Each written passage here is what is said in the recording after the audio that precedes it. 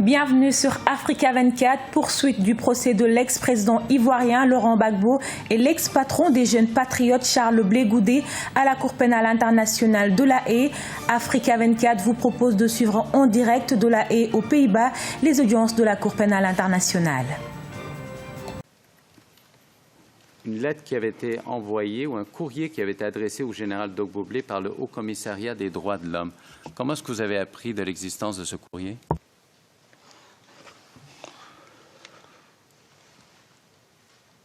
C'est un courrier que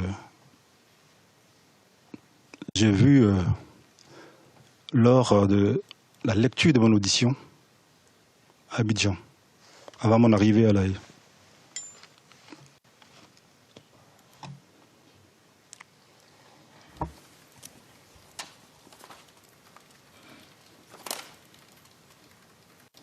Alors, j'aimerais appeler le document qui se trouve à l'onglet 32, CIV OTP 00710236,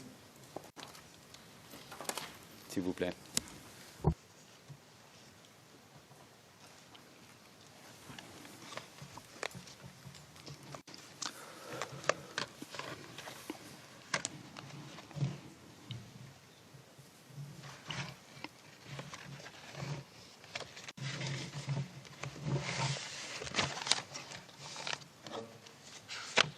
J'aimerais ça qu'on passe à la page 0237, s'il vous plaît.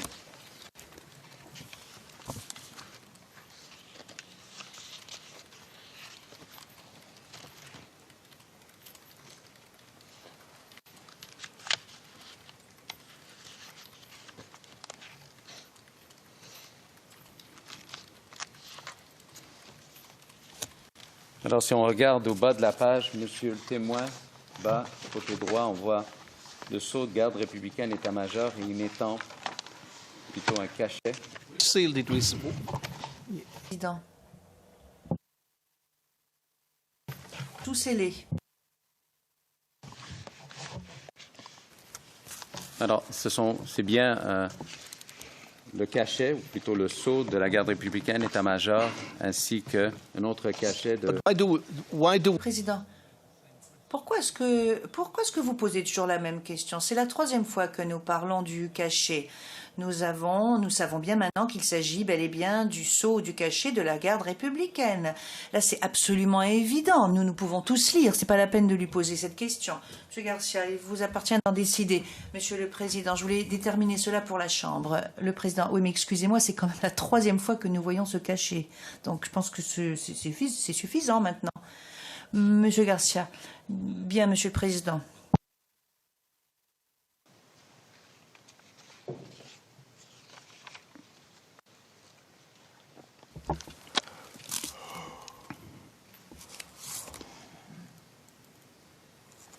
Alors, on voit la date qui est le 6 janvier 2011. Est-ce que c'était dans cette période de temps que vous avez eu connaissance d'un courrier concernant le Haut Commissariat aux droits de l'homme? Monsieur le Président. Monsieur le Président, le témoin vient de dire tout à l'heure que ce courrier, je ne l'ai vu que devant les enquêteurs avant de venir ici. C'est en ce moment-là qu'ils m'ont présenté un courrier. C'est en ce moment-là qu'ils m'ont présenté le courrier dont vous parlez. No, he didn't say this. Le Président, non, ce n'est pas ce qu'il a dit.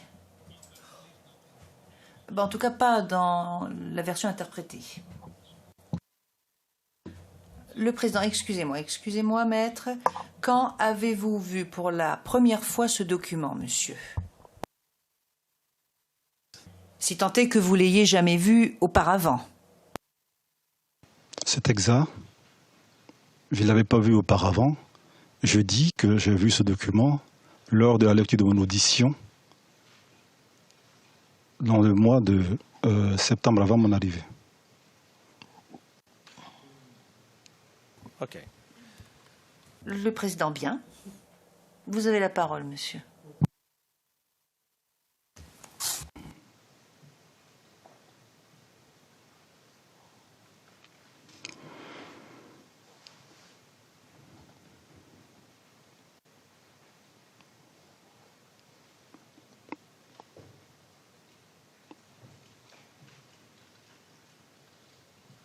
Une dernière question sur ce sujet, Monsieur le témoin.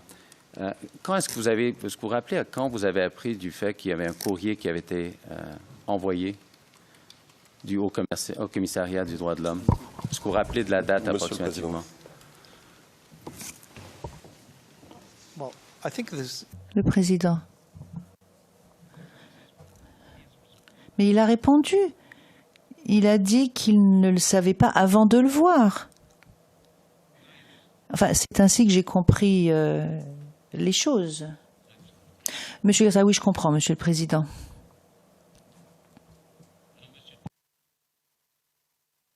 Pourriez-vous nous expliquer, vous étiez, on va se retourner au moment des faits, durant la crise post-électorale, vous êtes resté au camp de Trècheville jusqu'à quand, au juste?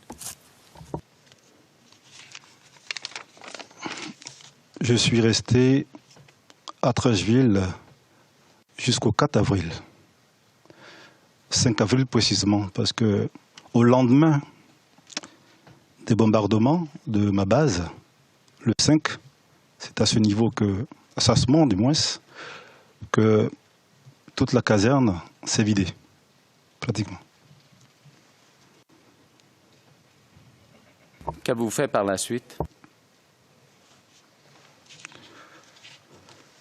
Juste après cela, le capitaine Kouassiblé m'a appelé pour me dire est-ce que j'avais appelé le général Doboblé. Je lui ai dit non.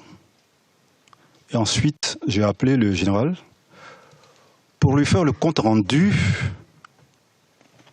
de la situation après les bombardements. Nous étions dans une situation où tous nos moyens avaient été détruits. Et le général m'a dit, c'est bien pris. Juste après ça, le capitaine Kouassiblé me rappelle encore et me demande, est-ce que j'ai appelé le général? Je dis, oui, je l'ai déjà appelé. Il me dit, rappelle-le.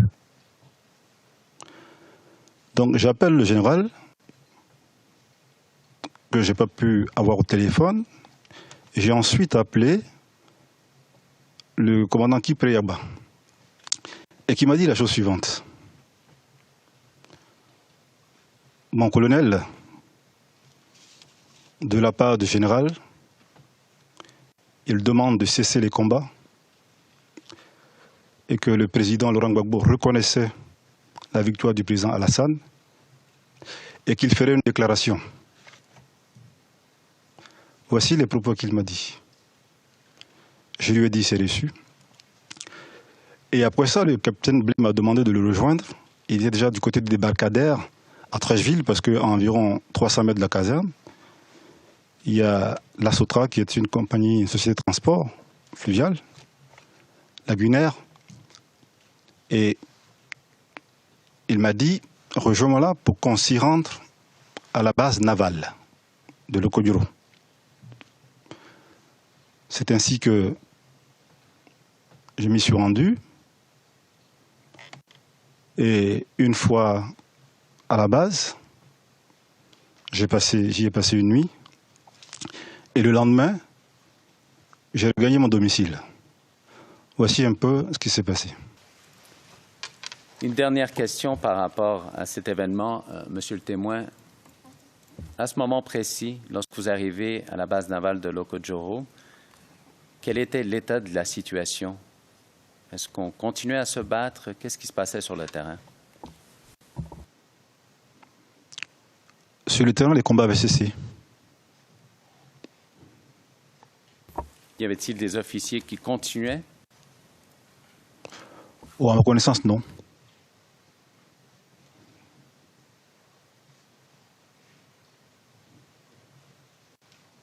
Merci, Monsieur le témoin. Vidéo qui est sous le ERN CIV OTP 0048 1651.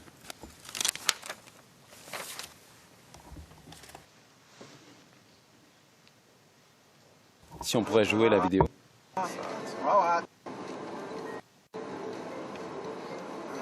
Bon, écoute.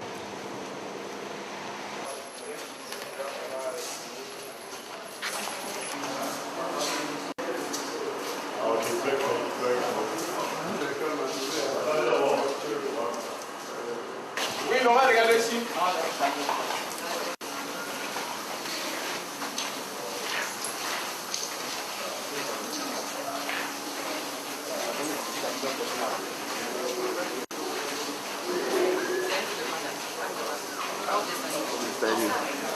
Oui, c'est ça. C'est des...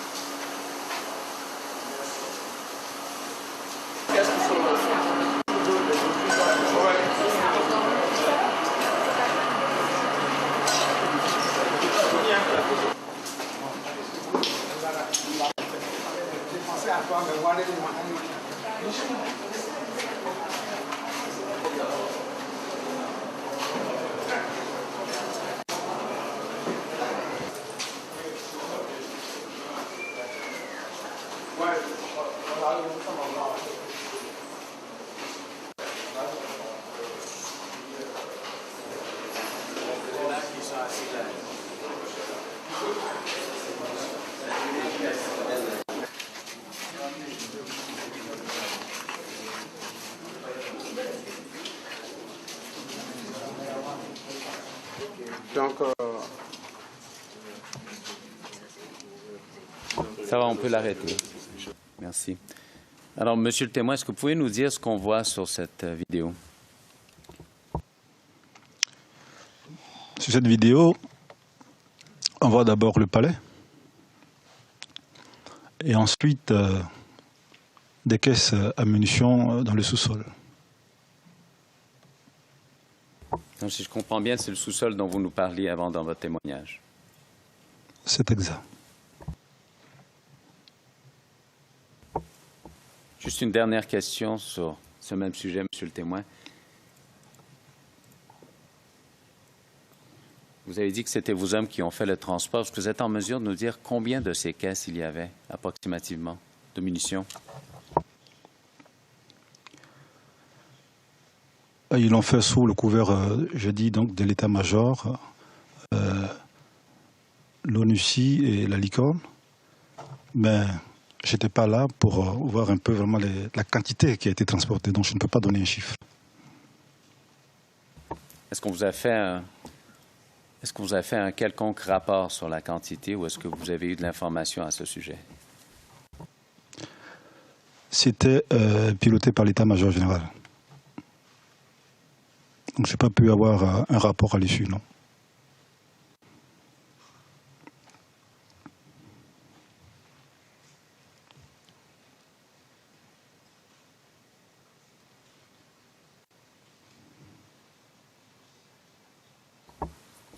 Est-ce que vous êtes en mesure de nous dire si c'était des munitions pour quel genre d'armes spécifiquement?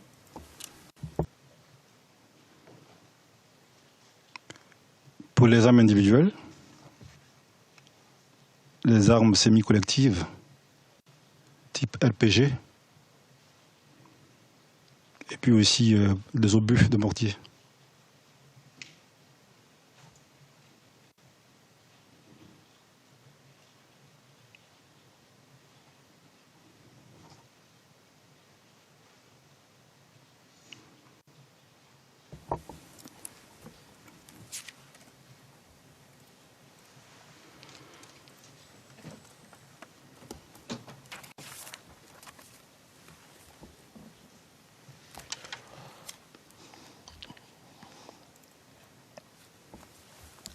Dernière question pour vous, monsieur le témoin.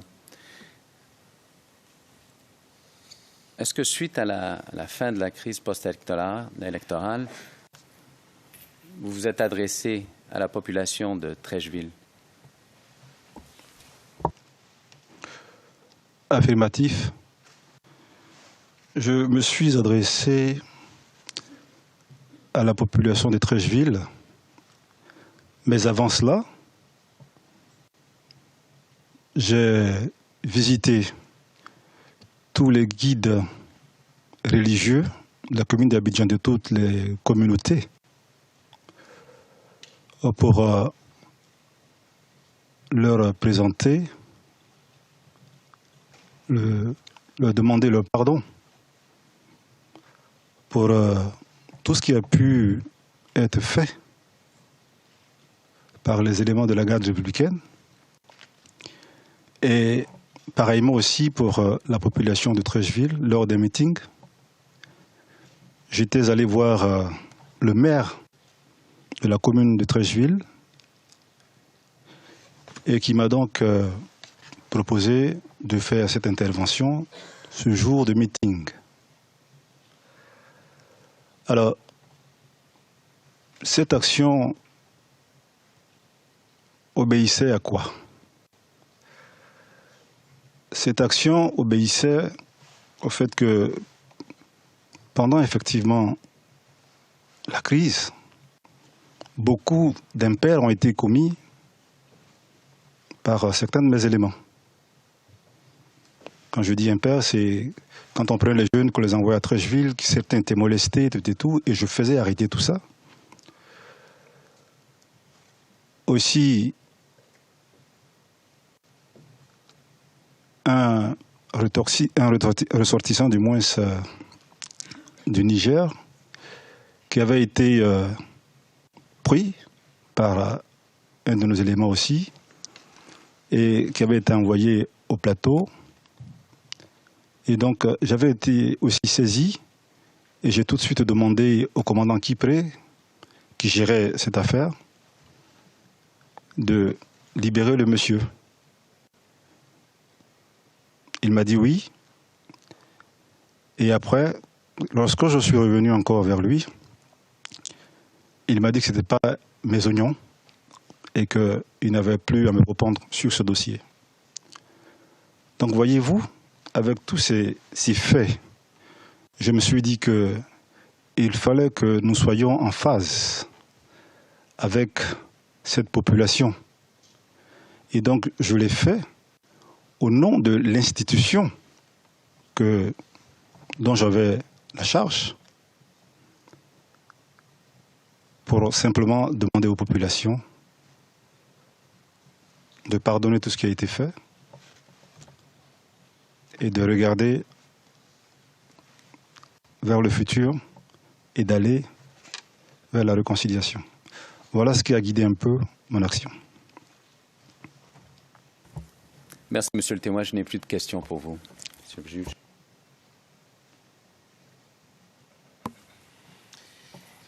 Le président. Je pense que nous pourrions peut-être faire une pause maintenant. Bon, il est 11h moins 20. Je ne sais pas, ça ne sert pas à grand-chose de commencer juste pour 20 minutes. Et nous allons donc avoir une pause un peu plus longue. Nous reprendrons comme d'habitude à 11h30.